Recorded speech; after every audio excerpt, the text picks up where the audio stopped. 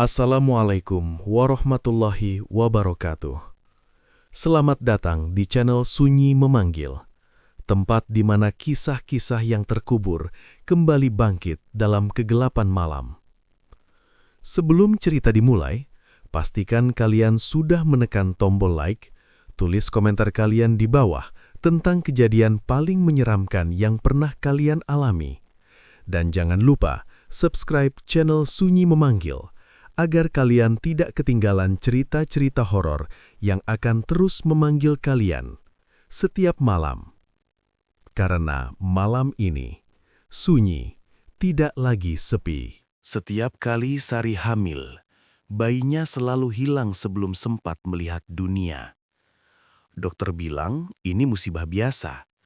Tapi malam itu, Jono menemukan bungkusan berisi rambut dan kuku tersembunyi di rumah keluarganya sendiri. Siapa yang tega mengutuk pernikahan mereka? Dan apa yang sebenarnya terjadi setelah ritual tengah malam itu dilakukan? Hujan turun perlahan seperti benang-benang tipis yang dijatuhkan langit. Di depan rumah kayu bercat hijau pucat, Jono berdiri tanpa payung. Matanya menatap jalan becek yang mengarah ke kebun singkong. Bau tanah basah menyatu dengan udara pagi yang dingin, menciptakan perasaan ganjil, seolah alam ikut menyimpan rahasia. Di dalam rumah, Sari terbaring lemah di atas kasur tipis. Wajahnya pucat seperti kain yang direndam air kapur. Napasnya pendek-pendek, sementara kedua tangannya menggenggam perut kosong yang semalam masih berisi harapan. Kehamilan ketiga kembali berakhir tanpa tangisan bayi. Jono melangkah masuk. Lantainya berderit pelan. Bunyinya menyerupai bisikan orang tua yang hendak mengingatkan sesuatu, namun tak sanggup berkata jelas.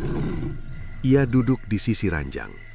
Tidak ada air mata keluar dari matanya, hanya rasa sesak yang menekan dada seperti batu besar ditaruh di atas jantung. 3 kali Ri, ucapnya lirih. Sari memalingkan wajah ke dinding, diamnya lebih tajam dari pisau. Sejak menikah 2 tahun lalu, kebahagiaan mereka selalu datang bersama bayang-bayang kehilangan. Setiap kabar tentang kehamilan berubah menjadi mimpi buruk. Awalnya, keguguran dianggap wajar. Yang kedua disebut takdir. Kini, yang ketiga terasa seperti pola. Seperti daun yang selalu jatuh sebelum sempat menguning. Warga desa mulai berbisik. Ada yang berkata rumah Jono tidak bersih. Ada pula yang menuduh seseorang mengirimkan niat jahat dari jauh. Sebagian menyebut pernikahan itu tidak direstui makhluk tak terlihat. Jono tidak percaya cerita semacam itu. Baginya hidup hanyalah serangkaian sebab dan akibat. Namun rasa logika mulai goyah ketika setiap kejadian memiliki kesamaan waktu.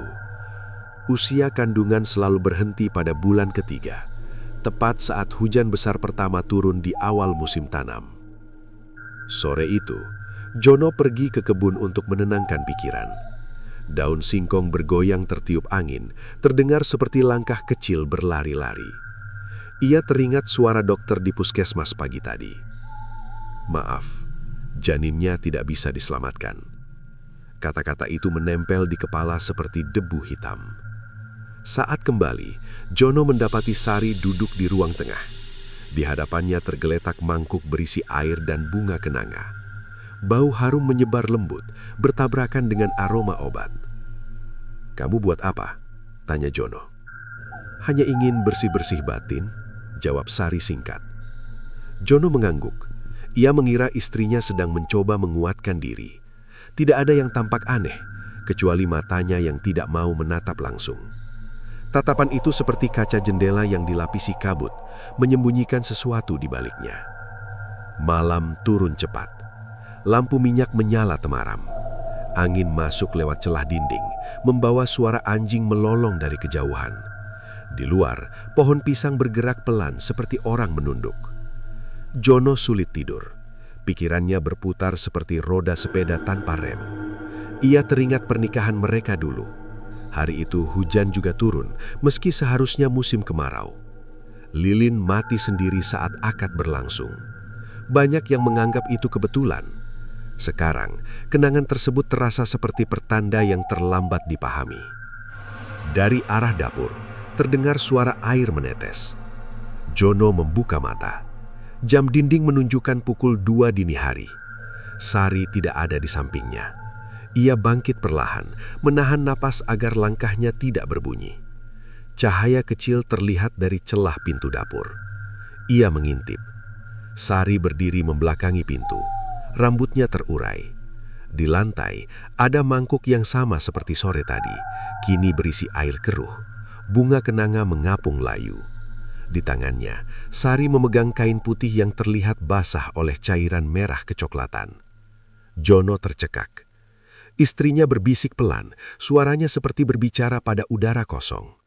Kata-katanya tidak jelas, hanya potongan bunyi yang terdengar asing di telinga. Angin masuk lebih kencang, lampu minyak bergoyang, bayangan Sari memanjang di dinding, berubah bentuk seperti sosok lain yang lebih tinggi. Jono ingin memanggil namanya, tetapi tenggorokannya kaku. Sari mengangkat mangkuk itu ke atas dada, lalu menumpahkan isinya ke tanah sambil menghela napas panjang, seolah baru selesai melakukan sesuatu yang berat. Beberapa detik kemudian, Sari memoleh. Mata mereka bertemu. Sari senyum kecil. Senyum itu tidak sama dengan biasanya. Tidak hangat, tidak lembut. Lebih mirip seseorang yang baru menutup sebuah pintu rahasia. "Kamu belum tidur?" tanyanya ringan. Jono hanya mengangguk. Tubuhnya terasa dingin meski udara tidak terlalu sejuk. Ia kembali ke kamar tanpa bertanya apapun. Hatinya dipenuhi perasaan aneh, seperti sedang berdiri di tepi sumur gelap dan mendengar sesuatu bergerak di dasar air. Malam itu, Jono bermimpi tentang seorang bayi yang berdiri di bawah hujan, menatapnya tanpa mata. Dari kejauhan, suara perempuan tertawa pelan, seperti suara Sari, namun terdengar lebih tua. Ketika pagi datang, ayam berkokok seperti biasa. Dunia tampak normal. Namun bagi Jono, rumah kecil itu tidak lagi sama. Ada sesuatu yang mulai tumbuh di antara mereka. Bukan kehidupan, melainkan rahasia. Seperti api kecil di dalam sekam, diam-diam membakar dari dalam. Dan tanpa disadari Jono, kehilangan yang ketiga baru saja membuka pintu menuju kebenaran yang lebih mengerikan daripada santet manapun. Pagi merambat masuk melalui celah jendela seperti tamu tak diundang. Cahaya tipis menyentuh lantai tanah, membentuk garis pucat menyerupai parut luka lama. Jono terbangun dengan dada berat, seakan mimpi semalam meninggalkan batu di dalam paru-parunya. Bayangan bayi tanpa mata terus melekat di benak, berputar seperti daun kering terseret arus. Sari telah bangun lebih dulu. Ia menyapu halaman dengan gerakan teratur. Wajahnya terlihat tenang, terlalu tenang bagi seseorang yang baru kehilangan calon anak. Sikap itu mengingatkan Jono pada permukaan danau yang tampak damai, padahal di bawahnya tersimpan pusaran dalam. "Kamu tidak ke puskesmas lagi?" tanya Jono. "Tidak perlu," jawab Sari singkat. "Tubuhku sudah lebih baik." Nada suaranya datar, seolah kejadian kemarin hanyalah hujan kecil yang lewat sebentar. Jono mengangguk, namun hatinya berdesir. Keheningan di antara mereka tumbuh seperti rumput liar di tanah kosong. Siang hari, Jono pergi ke rumah Pak Wiryo, sesepuh desa yang dikenal memahami perkara tak kasat mata. Rumah itu berdiri di pinggir sawah, dikelilingi bambu tinggi. Angin berdesir di sela daun, mengeluarkan bunyi seperti orang menghela nafas panjang. Pak Wiryo menyambutnya dengan mata keruh namun tajam. "Kehilangan lagi?" tanyanya tanpa basa-basi. Jono mengangguk. Cerita mengalir keluar seperti air dari kendi retak, tentang keguguran berulang, tentang mimpi aneh, tentang Sari di dapur saat malam. Pak Wiryo memejamkan mata. Tangannya meraba tasbih kayu yang tergantung di leher. Bibirnya bergerak pelan, melafalkan sesuatu yang tidak dipahami Jono. "Ada jalur yang terbuka di rumahmu," ucapnya kemudian. bukan dari luar, melainkan dari dalam. Jono tertegun. Maksud Bapak? Seperti pintu yang dibuka oleh penghuni sendiri. Bila pintu itu dibiarkan, apapun bisa masuk. Ucapan tersebut menancap di pikiran Jono seperti paku karat. Ia pulang dengan langkah gontai. Jalan setapak terasa lebih panjang dari biasanya, seolah setiap meter menguji keberaniannya. Saat tiba, Sari sedang mencuci kain di sumur. Air memercik ke tanah, membentuk noda gelap. Jono memperhatikan kain itu. Warna putihnya tidak lagi bersih. Ada bekas kecoklatan yang sulit hilang. "Dari mana noda itu?" tanyanya. Sari berhenti sejenak. "Darah biasa?" jawab Sari cepat. Jawaban tersebut tidak memuaskan. Jono merasa seperti sedang memegang ujung benang, sementara gulungannya tersembunyi jauh di dalam ruang gelap. Sore menjelang, hujan turun lagi. Langit menghitam seperti wajah orang yang menahan amarah. Petir menyambar jauh di perbukitan. Di tengah suara deras air, Jono mendengar bisikan dari dalam rumah. Ia mengikuti suara itu menuju kamar. Di bawah ranjang, ia menemukan sebuah bungkusan kain hitam. Tangannya gemetar saat membuka.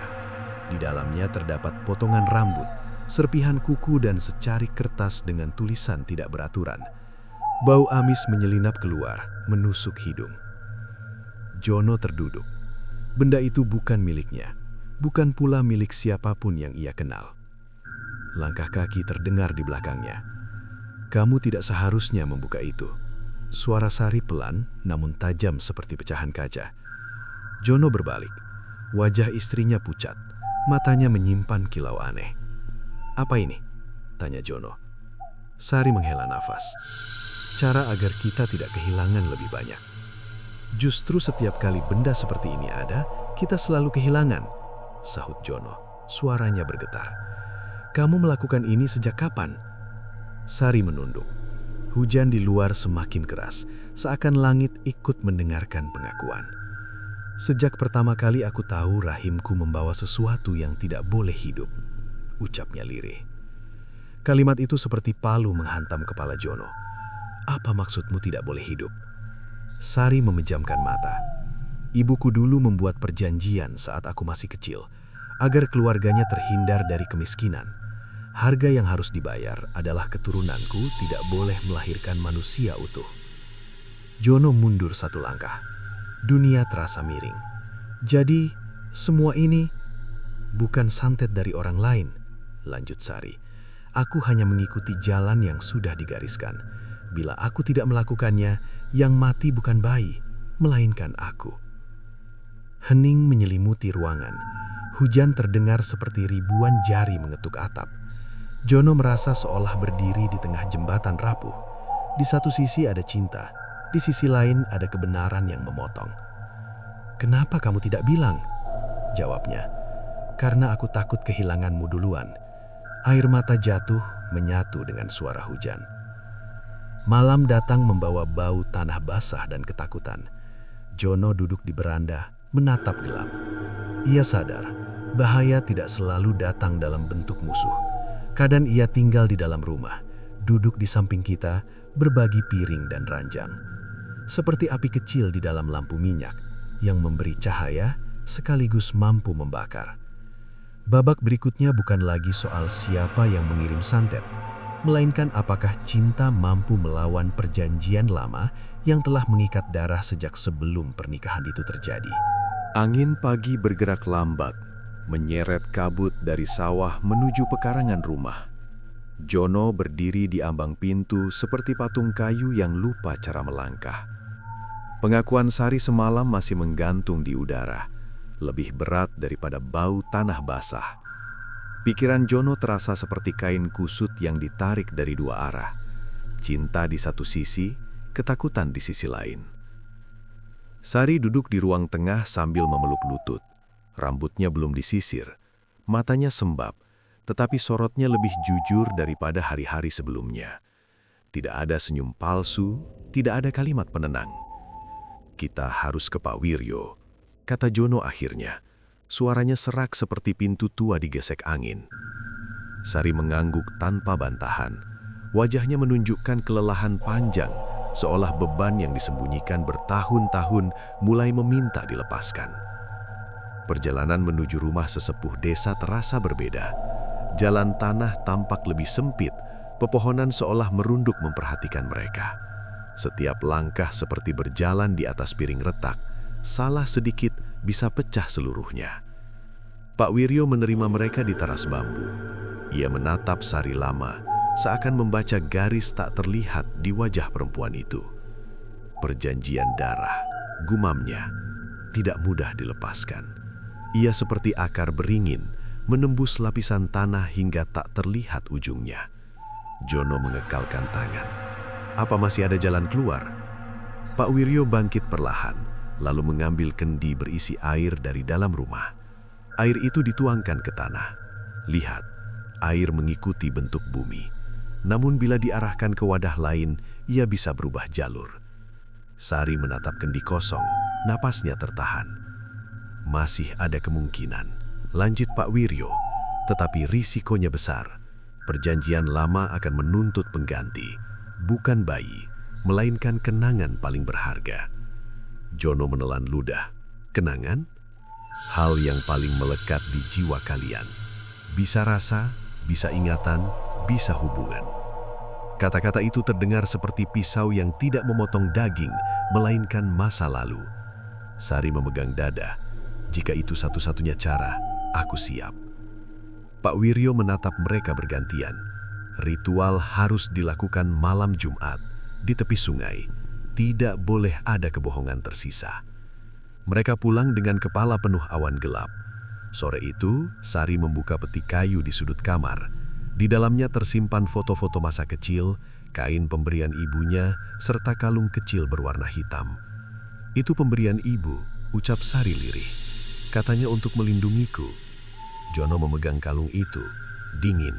Beratnya tidak seberapa, namun terasa seperti memegang masa lalu orang lain. Malam tiba lebih cepat dari biasanya. Langit tanpa bintang, sungai mengalir pelan memantulkan cahaya obor seperti ular panjang berwarna emas. Pak Wiryo berdiri di tepi air. Tanah digambar lingkaran dengan kapur. Di tengahnya diletakkan kendi, bunga, serta kain putih. Masuk, perintahnya. Jono dan Sari berdiri berhadapan. Angin menggerakkan daun-daun di sekitar mereka. Bunyinya seperti bisikan banyak mulut. Ucapkan semua yang disembunyikan, kata Pak Wiryo. Sari menutup mata. Aku takut menjadi ibu, karena sejak kecil aku diajari bahwa rahimku adalah hutang. Aku mencintai Jono, tetapi aku juga takut mati. Jono menarik napas dalam.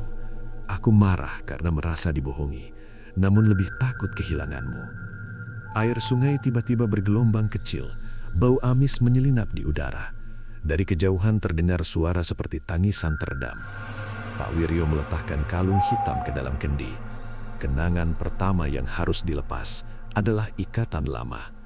Sari gemetar. Kalung itu selama ini selalu ada di lehernya. Tanpanya, ia merasa telanjang di hadapan masa lalu. Ketika kalung menyentuh air, angin berhenti. Suara sungai menjadi sunyi seperti napas ditahan. Sesaat kemudian, air dalam kendi berubah keruh. Pak Wiryo menutup kendi dengan kain. Sekarang, pengorbanan berikutnya. Jono menatap Sari. Ia tahu yang dimaksud bukan benda. Apa yang paling kalian simpan? Tanya Pak Wiryo. Sari membuka mata. Air mata mengalir. Kenangan tentang ibuku. Jika aku lepaskan, aku tidak akan mengingat wajahnya. Jono terdiam. Ia tahu betapa penting sosok itu bagi istrinya. Jika itu harga untuk menghentikan kematian, lanjut Sari, aku rela. Pak Wiryo mengangguk. Ia mengangkat kendi dan menuangkan isinya ke sungai. Air keruh bercampur arus, hanyut tanpa bekas. Sari terjatuh berlutut, tangannya memegang kepala. Aku lupa, ucapnya terbata-bata. Jono memeluknya, hatinya seperti diremas. Ritual berhasil, tetapi meninggalkan lubang dalam jiwa. Angin kembali berhembus, langit membuka sedikit, memperlihatkan satu bintang kecil. Suara tangisan lenyap, diganti bunyi serangga malam. Pak Wiryo menghela napas panjang. Jalan kalian berubah, tidak ada lagi tuntutan darah. Namun hidup tanpa sebagian kenangan akan terasa asing. Dalam perjalanan pulang, Sari diam. Ia menatap sawah seolah melihat sesuatu yang pertama kali dilihatnya. Jono menggenggam tangannya lebih erat. Rumah mereka kini sama, tetapi isinya tidak sepenuhnya serupa. Rahasia lama telah tenggelam bersama arus, digantikan kekosongan yang tidak bisa diisi. Seperti ladang setelah panen, bersih, sunyi, menunggu benih baru. Dan Jono menyadari, pertempuran belum selesai. Mereka telah lolos dari kutukan, tetapi harus belajar mencintai dalam keadaan yang berbeda. Tanpa bayang-bayang masa lalu, tanpa kepastian masa depan, hanya dengan sisa keberanian yang masih menyala kecil di dada. Fajar muncul pelan, seperti kain tipis yang disibahkan dari wajah bumi. Jono terjaga lebih dulu. Tubuhnya terasa ringan, namun pikirannya penuh rongga kosong. Peristiwa di tepi sungai semalam meninggalkan bekas seperti jejak kaki di pasir. Tampak jelas, tetapi segera terhapus oleh gelombang waktu. Sari duduk di sisi jendela. Ia memandangi sawah dengan tatapan asing, seolah halaman itu baru saja dipindahkan dari dunia lain. Angin pagi menyentuh rambutnya, namun tidak ada reaksi. Jono menghampiri, memanggil namanya perlahan. "Sari." Perempuan itu menoleh. Sorot matanya jernih, tanpa beban, tetapi juga tanpa ingatan tentang sesuatu yang pernah mengikat hatinya. Senyum kecil terbit, bukan senyum seorang istri yang mengenal suaminya lama, melainkan senyum orang yang baru bertemu. "Kita tinggal di sini?" tanyanya ragu. Pertanyaan itu menghantam Jono seperti hujan es di atap seng. Ia mengangguk. "Iya, ini rumah kita." Sari berdiri, menyentuh dinding kayu, meja, kursi, seperti anak kecil yang belajar mengenal benda. Setiap sudut menjadi teka-teki. Jono mengikuti dari belakang, merasa seperti penjaga museum yang memandu pengunjung pada kenangan yang tidak lagi dimiliki pemiliknya. Hari berjalan lambat. Sari memasak dengan gerakan kikuk. Tangannya gemetar saat memegang pisau. Aroma nasi gosong memenuhi dapur. Ia tertawa kecil, bingung pada dirinya sendiri. "Kenapa rasanya aku belum pernah melakukan ini?" ucapnya. Jono terdiam. Kata-kata Pak Wiryo teringat. Hidup akan terasa asing. Kini maknanya menjelma nyata. Siang hari, tetangga datang menjenguk. Mereka membawa buah, membawa simpati. Namun Sari memandang wajah-wajah itu tanpa pengenalan. Senyumnya sopan, seperti bertemu tamu dari negeri jauh. "Ini Bu Rini," bisik Jono. "Oh," jawab Sari singkat. "Senang bertemu." Bu Rini terkejut. Ia menatap Jono dengan mata bertanya. Jono hanya mengangguk kecil, seakan berkata, "Jangan tanya lebih jauh." Setelah tamu pergi, rumah kembali sunyi. Sunyi itu bukan tenang, melainkan kosong seperti cangkir tanpa isi. Jono duduk di beranda memandangi langit yang berwarna pucat. Di dadanya tumbuh perasaan aneh. Kutukan telah patah, tetapi harga yang dibayar adalah sebagian jiwa Sari. Ia seperti pohon yang diselamatkan dari api, namun akarnya terbakar. Malam turun tanpa hujan suara. Angin membawa bau sungai. Sari duduk di depan cermin, menyentuh wajahnya sendiri. "Aku merasa seperti kehilangan sesuatu yang penting," katanya. Jono mendekat. "Yang penting sekarang, kamu masih di sini." Sari tersenyum tipis. "Kadang rasa kosong itu lebih berat daripada sakit." Kata-kata itu mengalir seperti air tenang, namun dalamnya menyimpan arus deras. Ketika mereka hendak tidur, suara aneh terdengar dari dapur, seperti benda jatuh perlahan. Jono bangkit, mengambil lampu minyak. Cahaya kuning memantul di lantai tanah. Tidak ada siapapun, namun mangkuk bunga yang dulu dipakai Sari tergeletak pecah. Bau kenanga muncul, tipis tetapi menusuk. Udara terasa dingin, meski tidak ada angin masuk. Sari berdiri di ambang pintu kamar, wajahnya pucat. "Kenapa aku takut?" tanyanya, padahal aku tidak mengingat apapun. Jono merasakan rambut kuduk berdiri. Ia teringat mimpi tentang bayi di bawah hujan. Ia menyadari, meski perjanjian telah dihentikan, sisa-sisa masa lalu masih mencari jalan pulang. Seperti asap setelah api padam. Malam itu, Sari bermimpi. Ia melihat seorang perempuan tua berdiri di tepi sungai, memanggil namanya. Wajah itu samar, namun terasa dekat. Ketika Sari hendak mendekat, air berubah hitam dan menelan bayangan itu. Ia terbangun dengan nafas terengah.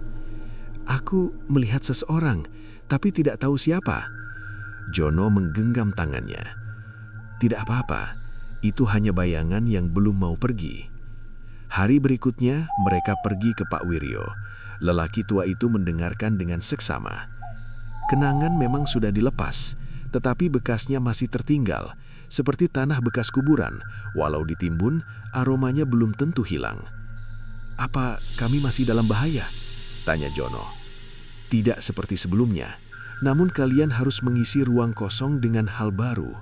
Bila tidak, ruang itu akan diisi oleh sesuatu yang tidak diundang." Ucapan itu seperti peringatan sebelum badai. Dalam perjalanan pulang, Sari memetik bunga liar di tepi jalan. Ia menyusunnya menjadi rangkaian kecil. "Ingin belajar mengenal hidupku lagi," katanya. Jono menatapnya. Ada harapan tumbuh seperti rumput muda setelah hujan. Malam itu, mereka makan bersama dalam diam yang berbeda. Bukan diam penuh rahasia, melainkan diam penuh usaha. Usaha untuk memulai kembali tanpa meta lama. Di luar, bulan muncul separuh. Cahaya pucat menyentuh atap rumah. Tidak ada tangisan, tidak ada bisikan. Hanya suara jangkrik yang menandakan bahwa waktu terus berjalan. Namun di sudut dapur, bayangan mangkuk pecah masih terlihat, seperti tanda bahwa masa lalu belum sepenuhnya pergi. Ia hanya bersembunyi, menunggu kesempatan. Jono menyadari, perjuangan mereka kini bukan melawan kutukan, melainkan melawan kekosongan. Jika kutukan adalah badai, maka kabut adalah menyesatkan. Badai menghancurkan, kabut menyesatkan. Dan di rumah kecil itu, dua manusia belajar berjalan tanpa meta, tanpa mingatan lama, hanya dengan sisa cahaya yang mereka jaga bersama. Seperti perahu tanpa kompas, namun tetap bergerak karena percaya pada arah angin. Pagi menyusup perlahan ke dalam rumah seperti tamu yang belajar mengetuk. Jono membuka mata dengan perasaan campur aduk. Sejak peristiwa di sungai, hari-hari berjalan seperti lembaran buku tanpa judul. Tidak ada lagi ketakutan yang menjerat, tetapi juga tidak ada kepastian yang bisa digenggam. Sari sedang duduk di depan pintu, memandang embun di ujung rumput. Tangannya memegang cangkir kosong. Matanya mengikuti cahaya matahari yang naik sedikit demi sedikit. "Aku merasa seperti orang yang terbangun di tempat baru," katanya tanpa menoleh. Semua terlihat nyata, tetapi tidak ada yang terasa milik sendiri. Jono duduk di sampingnya. "Mungkin kita memang sedang menanam hidup dari awal." Sari tersenyum kecil, seperti menanam padi di tanah yang belum pernah disentuh air. Ucapan itu membuat Jono terdiam. Ia sadar, kehidupan mereka kini seperti ladang yang dibersihkan dari gulma lama, namun belum tahu bibit apa yang akan tumbuh. Hari itu, mereka pergi ke pasar desa. Langkah Sari ragu-ragu, seolah setiap sudut jalan adalah teka-teki. Penjual sayur menyapa ramah, namun perempuan itu hanya membalas dengan senyum canggung. "Kenapa semua orang mengenalku?" bisiknya. "Karena kamu bagian dari mereka," jawab Jono. Sari mengangguk, tetapi wajahnya menunjukkan kebingungan. Dunia mengenalnya, namun dirinya sendiri terasa asing. Saat memilih buah, tiba-tiba Sari berhenti. Ia memegang perutnya tanpa sadar. Napasnya tertahan. "Kamu kenapa?" tanya Jono. "Aku tidak tahu," jawabnya pelan.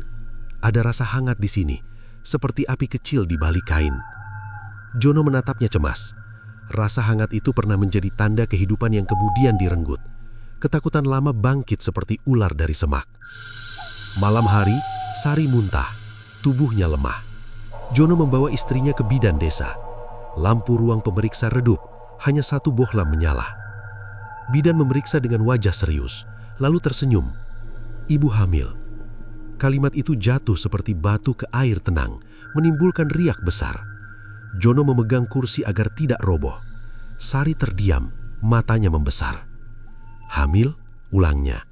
"Apa artinya itu?" Bidan menatap mereka heran. Jono menjelaskan singkat tentang kondisi Sari. Perempuan itu mengangguk pelan. "Ini kesempatan baru," katanya. "Jaga baik-baik." Dalam perjalanan pulang, malam terasa lebih sunyi dari biasanya. Angin menyentuh wajah mereka seperti tangan lembut. Sari berjalan sambil memegang perutnya, seolah membawa rahasia kecil. "Aku takut," ucapnya. "Takut kehilangan sesuatu yang belum aku pahami." Jono menggenggam tangannya. "Kita hadapi bersama." Hari-hari berikutnya dipenuhi kehati-hatian. Sari tidak lagi menyentuh mangkuk bunga, tidak lagi berbisik pada malam. Rumah dibersihkan dari benda lama. Kalung hitam sudah lama hanyut bersama arus. Namun bayangan masa lalu masih muncul dalam mimpi.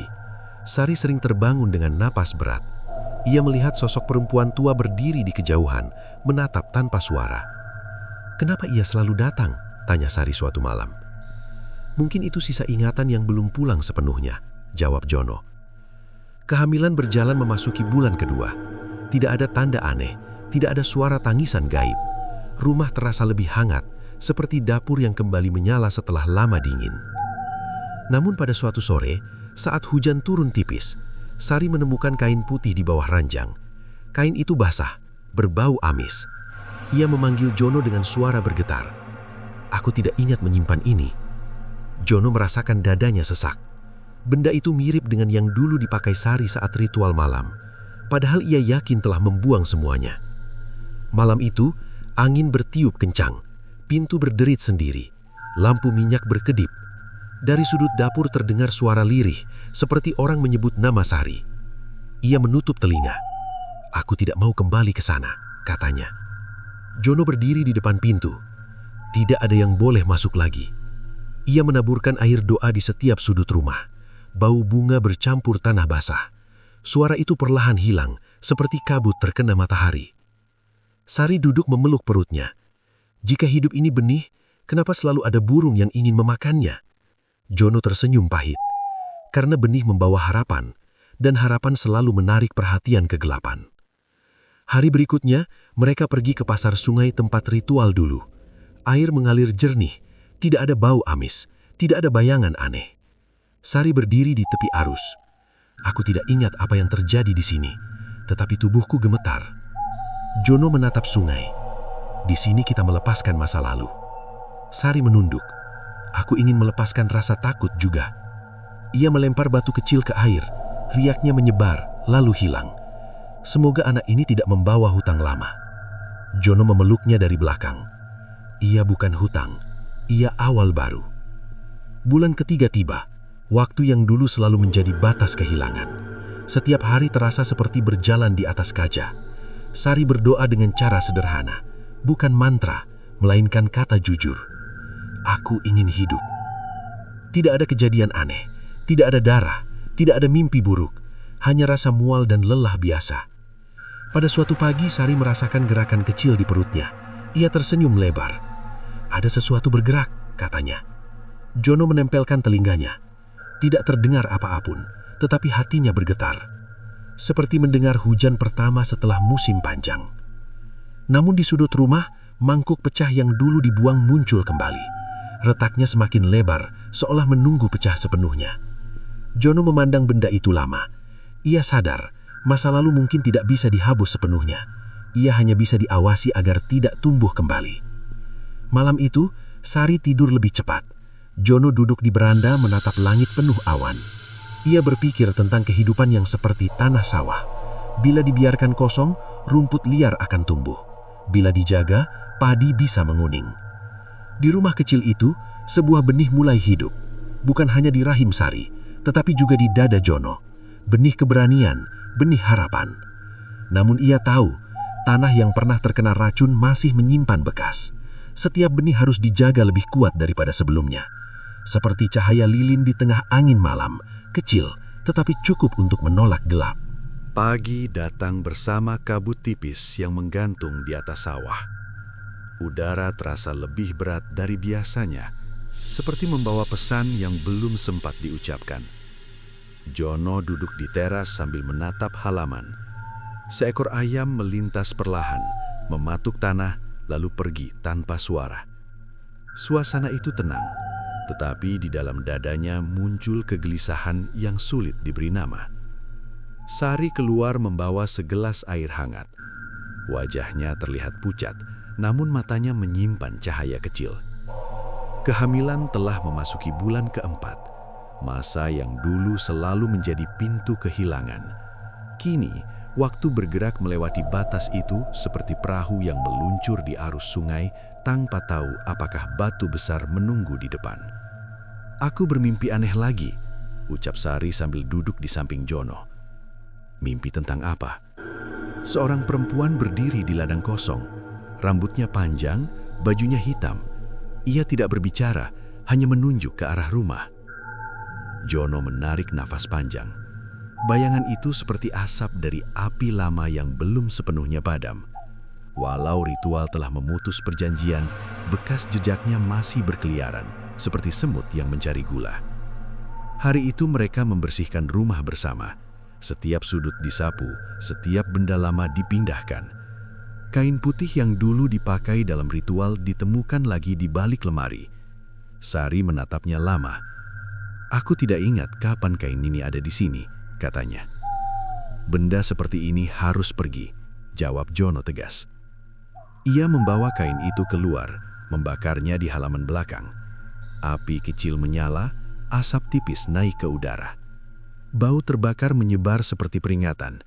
Sari memalingkan wajah, seolah takut melihat masa lalu berubah menjadi abu. Sore menjelang, langit berubah kelabu. Angin berembus kencang. Pohon pisang di belakang rumah bergerak liar seperti tangan-tangan yang melambai. Dari dapur terdengar bunyi piring beradu tanpa disentuh. Sari memanggil Jono. "Aku tidak nyaman." Jono memeluk bahunya. "Kita tidak sendiri, kita hadapi bersama." Malam datang membawa hujan. Petir menyambar di kejauhan. Cahaya putih sekejap menerangi ruangan, menampakkan bayangan aneh di dinding. Bayangan itu seperti sosok berdiri membungkuk, lebih tinggi dari manusia. Sari menutup mata, nafasnya cepat. Aku merasa ada yang mengawasi. Jono mengambil lampu minyak, berjalan mengelilingi rumah. Tidak ada siapapun, hanya suara hujan dan angin. Ketika kembali ke kamar, ia melihat Sari duduk di tepi ranjang sambil memegang perutnya. "Anak ini bergerak lagi," katanya, "seperti ingin keluar." Kalimat itu membuat Jono semakin senyum sekaligus takut. Gerakan itu adalah tanda hidup, tetapi juga mengingatkan pada semua kehilangan sebelumnya. Malam itu Sari bermimpi lagi. Ia berada di sebuah ruangan gelap. Di tengah ruangan ada ayunan kosong. Dari balik tirai muncul perempuan tua yang pernah dilihatnya. Wajah itu tidak marah, tidak juga ramah, hanya kosong seperti sumur tanpa air. "Yang kau lepas belum benar-benar pergi," kata suara itu tanpa membuka mulut. Sari terbangun dengan keringat dingin. Ia memanggil Jono. Ia berkata sesuatu tentang yang belum pergi. Jono teringat ucapan Pak Wiryo, ruang kosong harus diisi, jika tidak sesuatu akan masuk. Pagi berikutnya, mereka mendatangi Pak Wiryo lagi. Lelaki tua itu mendengarkan dengan mata terpejam. "Kalian sudah memutus perjanjian, namun bekas jalannya masih terbuka. Ibarat jalan setapak di hutan, meski tidak dilewati, jejaknya masih terlihat. Makhluk lama mengenali jalur itu." "Apa yang harus kami lakukan?" tanya Jono. "Menutup jalur tersebut dengan kehidupan baru, bukan dengan mantra, melainkan dengan tindakan. Isi rumah dengan tawa, dengan doa sederhana, dengan keberanian." Sari mengangguk. "Aku takut." Takut itu wajar, namun takut yang dipelihara akan menjadi pintu. Sepulang dari rumah sesepuh desa, mereka menanam pohon kecil di depan rumah. Bibit mangga ditanam di tanah yang dulu sering dipakai membuang sisa ritual. "Kenapa pohon?" tanya Sari. "Supaya ada sesuatu yang tumbuh di tempat yang dulu mati," jawab Jono. Hari demi hari berlalu. Kehamilan berjalan stabil. Tidak ada darah, tidak ada suara aneh. Namun setiap malam, Sari masih mendengar bisikan samar seperti angin menyentuh daun kering. Suatu malam saat bulan penuh, suara itu terdengar lebih jelas, seperti orang memanggil namanya dari luar rumah. Sari, ia bangkit perlahan.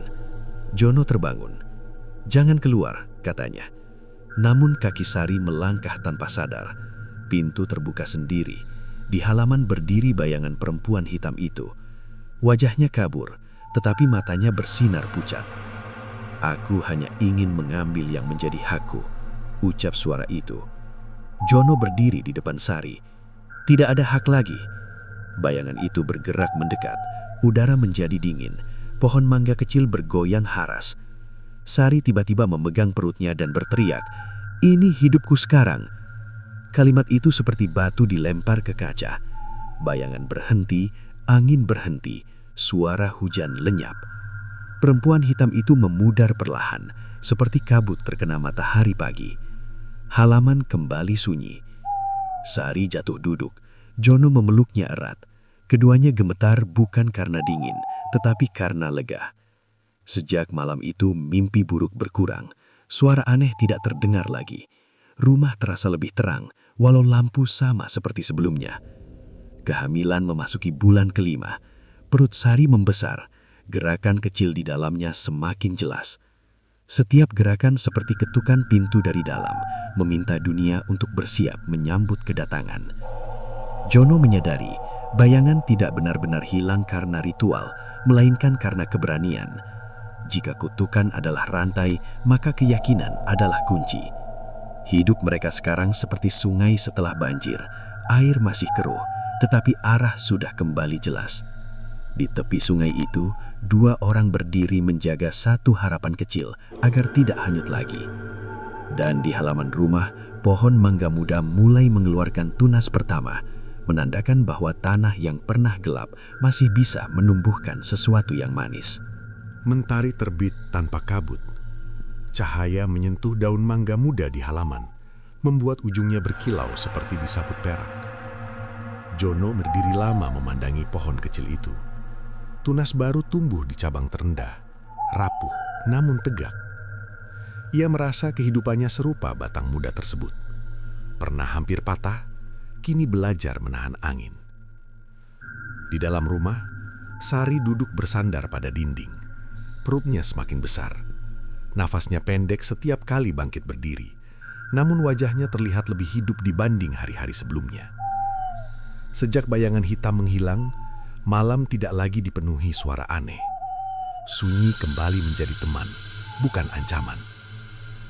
"Aku mendengar sesuatu tadi malam," ucap Sari pelan. Jono menoleh. "Apa itu mimpi buruk?" "Bukan," jawabnya. "Seperti suara dari dalam diriku sendiri. Bukan tangisan, lebih mirip ketukan kecil." Jono duduk di dekatnya. Tangannya menyentuh perut Sari. Di bawah telapak itu terasa gerakan lembut, seperti ikan kecil berenang di kolam dangkal. "Itu tanda hidup," katanya. Sari tersenyum ragu. "Aku takut salah mengartikan." Ketakutan itu seperti bayangan panjang saat sore, selalu mengikuti meski matahari masih ada. Hari-hari berikutnya dipenuhi perubahan kecil. Sari mulai tertawa ketika ayam berlari mengejar belalang. Ia mulai hafal jalan menuju sumur tanpa bertanya. Ingatan tidak kembali, namun kebiasaan baru tumbuh seperti rumput setelah hujan. Suatu siang ketika udara panas menggantung seperti kain basah, Sari tiba-tiba menangis. Tangisnya tidak keras, hanya air mata yang jatuh tanpa suara. "Aku merasa ada yang hilang dari diriku," katanya, seperti membaca buku tanpa halaman pertama. Jono tidak tahu harus menjawab apa. Ia memeluk Sari. Dalam hatinya, ia juga kehilangan sesuatu. Istri yang dulu ia kenal, cerita lama yang kini hanya hidup di kepalanya sendiri. Malam tiba dengan langit penuh bintang. Angin bertiup lembut. Jono duduk di beranda, sementara Sari di dalam kamar. Tiba-tiba terdengar suara berderak dari arah dapur, seperti kayu dipinjak pelan. Jono berdiri, lampu minyak digenggam, cahaya kuning menari di dinding. Tidak ada siapapun, namun di meja dapur, sebuah sendok kayu bergerak sedikit, lalu jatuh ke lantai.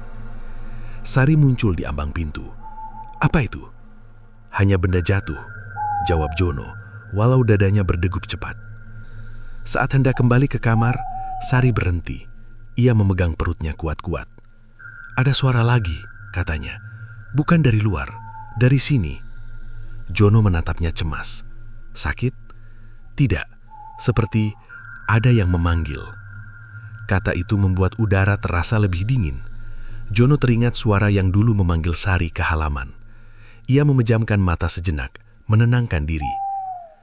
"Jika ada yang memanggil, jangan dengar," tegasnya. Malam itu Sari bermimpi. Ia berada di sebuah ruangan terang. Tidak ada sungai, tidak ada bayangan hitam. Hanya cahaya putih dan suara kecil seperti anak belajar berbicara. Suara itu menyebut kata yang belum pernah ia dengar, namun terasa dekat. Ia terbangun dengan dada hangat. Tidak ada keringat dingin, tidak ada ketakutan. Pagi hari, ia menceritakan mimpinya pada Jono. Suara itu tidak menyeramkan, katanya, seperti ingin dikenal. Jono mengangguk pelan. "Mungkin itu anak kita." Sari terdiam lama. "Jika benar, aku ingin mengenalnya tanpa bayangan masa lalu." Hari itu mereka pergi ke bidan lagi. Pemeriksaan dilakukan dengan hati-hati. Bidan tersenyum. Janinnya sehat. Kata sehat terasa seperti hujan pertama setelah kemarau panjang. Jono menghela nafas lega. Sari menatap perutnya dengan perasaan campur aduk. Dalam perjalanan pulang, mereka melewati sungai tempat ritual lama. Air mengalir tenang. Tidak ada bau amis, tidak ada suara aneh. Hanya gemericik yang terdengar seperti nyanyian kecil.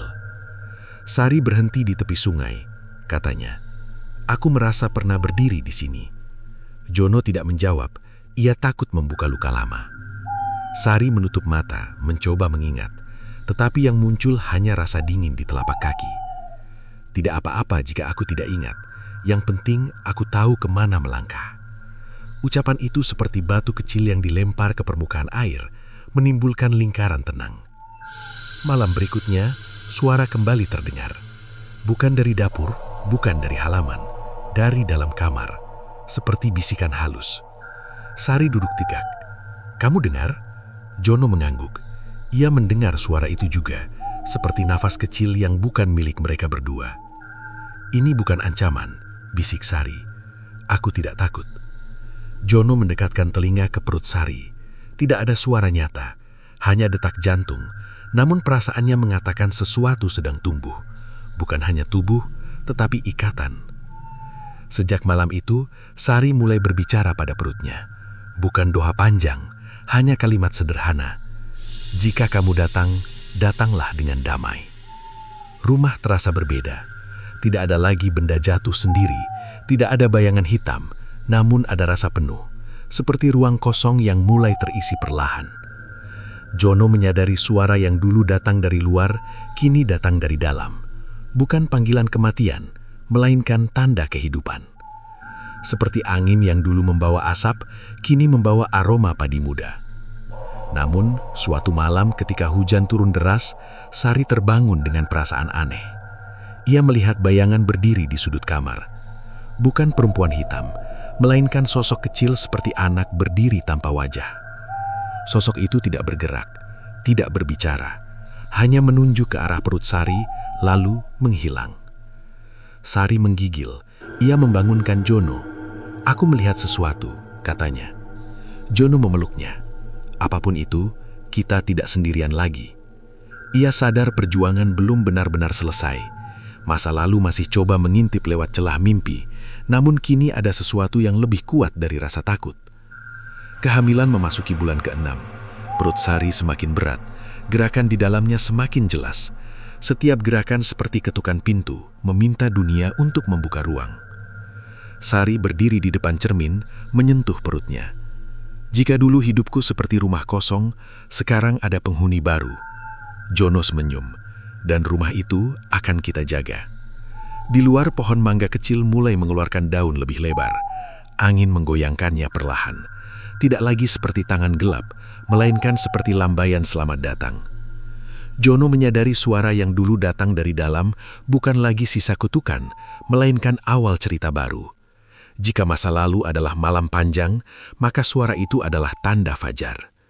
Dan di rumah kecil itu, dua manusia belajar mendengar, bukan dengan telinga, melainkan dengan keberanian. Langit sore berubah warna seperti kain tua yang dicelup perlahan. Ungu bercampur jingga, lalu menggelap tanpa suara. Jono duduk di beranda sambil memandangi jalan desa yang lengang. Daun mangga muda bergoyang ringan, seolah memberi isyarat bahwa waktu terus bergerak menuju sesuatu yang tidak bisa ditunda.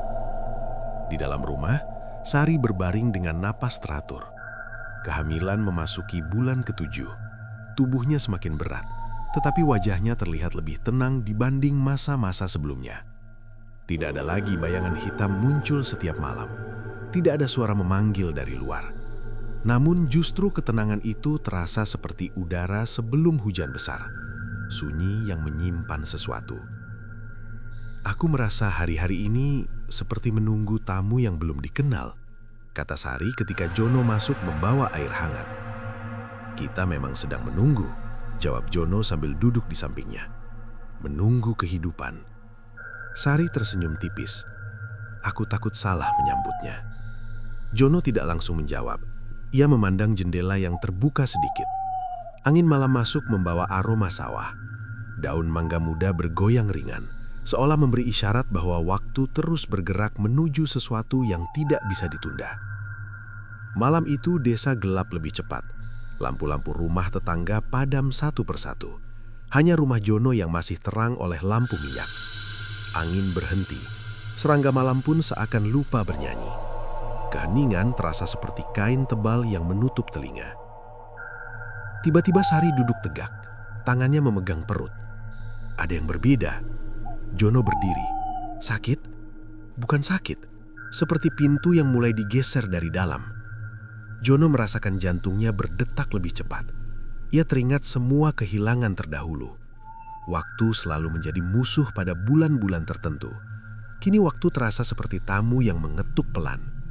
Sari berjalan perlahan menuju ruang tengah, setiap langkah seperti membawa beban dunia. Jono mengikuti, siap menangkap jika ia jatuh. Di luar, awan bergerak menutup bulan. Gelap semakin pekat. Dari arah kebun terdengar suara ranting patah. Jono menoleh namun tidak melihat siapapun.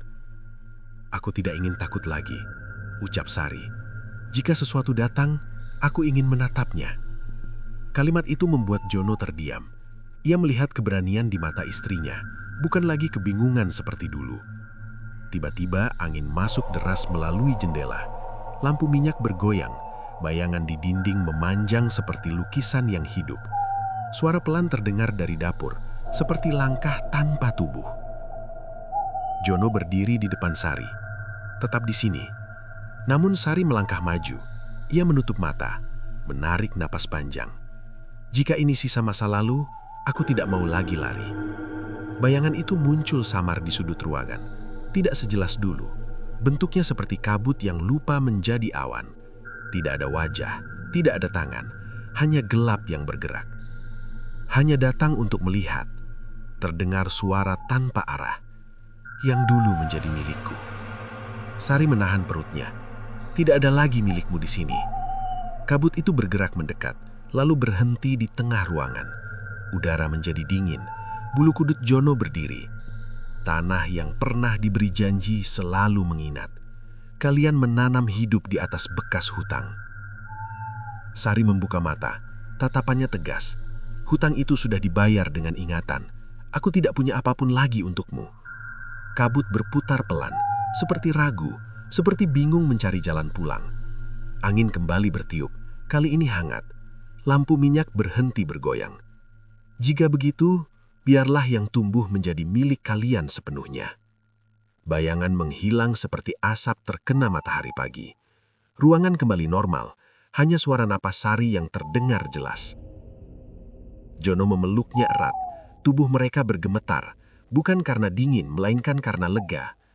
Malam itu, Sari tidur lebih cepat. Tidak ada mimpi buruk, tidak ada bisikan. Hanya gelap yang bersih seperti kertas baru. Keesokan harinya, desa kembali hidup. Anak-anak berlari di jalan, ayam berkokok di belakang rumah. Dunia terlihat sama, tetapi bagi Jono dan Sari, udara terasa berbeda. Lebih ringan, seperti beban yang lama dipikul akhirnya diletakkan di tanah. Namun sore hari Sari merasakan nyeri ringan, tidak seperti sebelumnya. Nyeri itu datang dan pergi seperti ombak kecil. "Aku pikir waktunya mulai mendekat," katanya. Jono mengangguk. "Kita siapkan diri." Mereka membersihkan rumah, menyusun kain bersih, menyiapkan air panas. Semua dilakukan dengan hati-hati, seperti menyiapkan altar untuk kehidupan baru, bukan lagi untuk menolak kematian. Malam menjelang lagi, bulan muncul di balik awan. Cahaya pucat masuk melalui jendela, jatuh tepat di lantai ruang tengah. Sari duduk bersandar pada bantal, keringat mulai muncul di dahinya. Jono memegang tangannya. "Jika aku takut, ingatkan aku bahwa aku tidak sendirian," kata Sari. Jono menyenyam. "Kamu tidak sendiri, kita bertiga sekarang." Kalimat itu membuat Sari terdiam sejenak, lalu tersenyum lemah.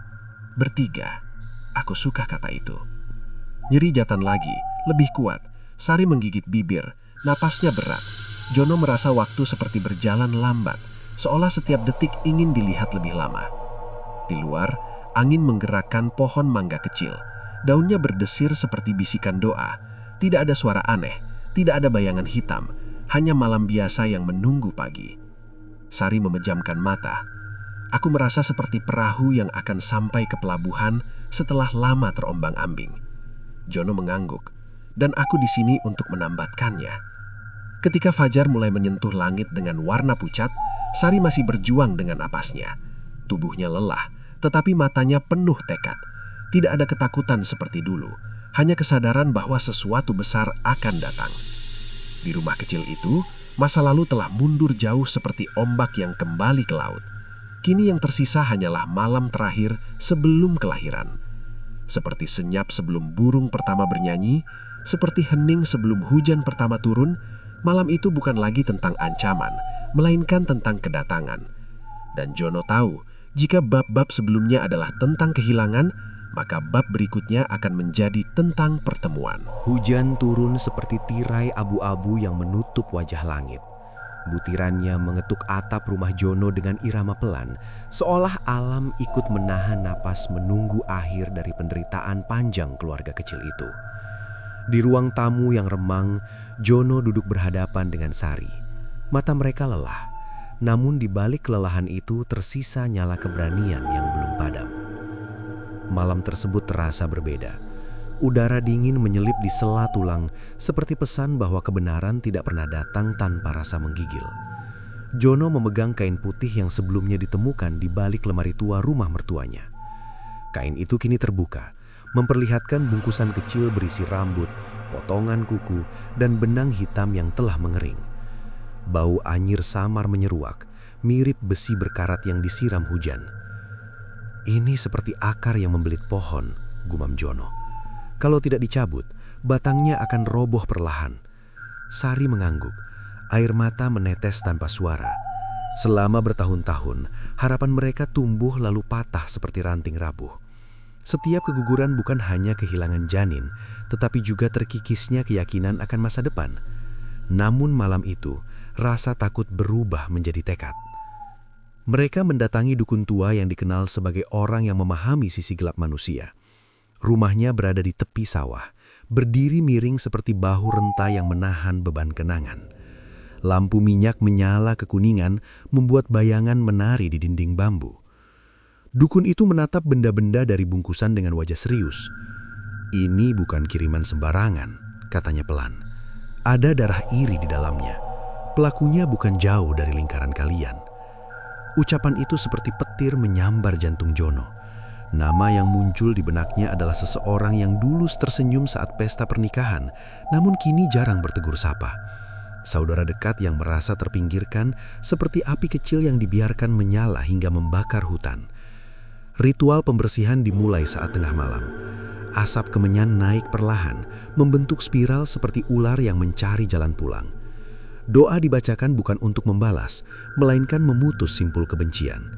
Dalam kesunyian itu, Sari merasa tubuhnya ringan, seakan beban bertahun-tahun diangkat satu persatu.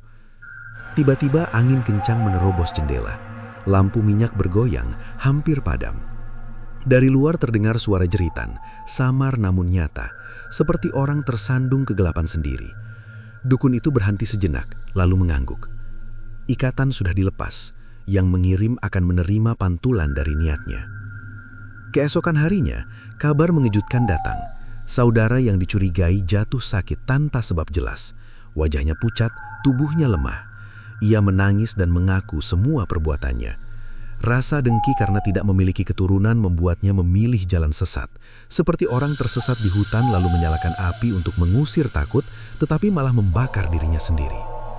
Jono mendengarkan pengakuan itu dengan dada bergetar. Amarah muncul, namun ia memilih memadamkannya. "Kita sudah cukup kehilangan," ucapnya lirih. "Jangan tambah luka dengan balas dendam." Beberapa minggu berlalu, rumah kecil Jono terasa lebih hangat. Tidak ada lagi mimpi buruk, tidak ada lagi bayangan hitam di sudut ruangan. Sari mulai tersenyum kembali, meski senyum itu masih ragu seperti matahari yang muncul setelah badai panjang. Suatu pagi Sari memegang tangan Jono dengan wajah gemetar. "Aku merasa berbeda," katanya. Mereka pergi ke bidan desa. Hasilnya membuat dunia seolah berhenti berputar sejenak. Sari mengandung. Tangis mereka pecah bersamaan, bukan karena takut, melainkan karena lega. Kehamilan itu seperti tunas kecil yang tumbuh di tanah bekas bakaran, rapuh namun penuh janji. Setiap hari mereka menjaga diri, berdoa, dan menghindari bayang-bayang masa lalu. Bulan demi bulan berlalu tanpa gangguan. Tidak ada sakit aneh, tidak ada mimpi buruk. Hingga akhirnya pada malam sunyi yang diterangi bulan pucat, Sari melahirkan seorang bayi laki-laki dengan tangis kuat. Suara itu seperti lonceng kemenangan, menandai berakhirnya kutukan panjang. Jono menggendong anaknya dengan tangan bergetar. Dalam hatinya, ia mengerti satu hal. Santet bukan hanya tentang ilmu gelap, melainkan tentang kebencian yang dibiarkan tumbuh. Seperti karat pada besi, ia muncul perlahan lalu menggerogoti dari dalam. Cerita keluarga kecil itu menjadi pelajaran bagi warga desa. Mereka belajar bahwa iri hati adalah racun yang paling mudah diminum dan kasih adalah penawarnya. Jono dan Sari tidak pernah melupakan luka lama, tetapi mereka mengubahnya menjadi peringatan agar tidak ada lagi jiwa yang tersesat di jalan gelap. Malam itu, hujan turun lagi, namun kali ini terdengar seperti lagu penutup. Di dalam rumah kecil, lampu menyala hangat, dan seorang bayi tidur nyenyak di pelukan ibunya. Kegelapan telah pergi, meninggalkan cahaya sederhana yang cukup untuk menerangi hari-hari mereka selanjutnya. Pengakuan mengejutkan akhirnya terungkap. Pelakunya bukan orang jauh, tapi darah daging sendiri. Namun, yang paling mengerikan bukanlah santetnya, melainkan alasan di baliknya. Jangan kemana-mana, karena di video berikutnya kita akan bongkar rahasia kelam yang hampir merenggut nyawa calon buah hati mereka untuk selamanya.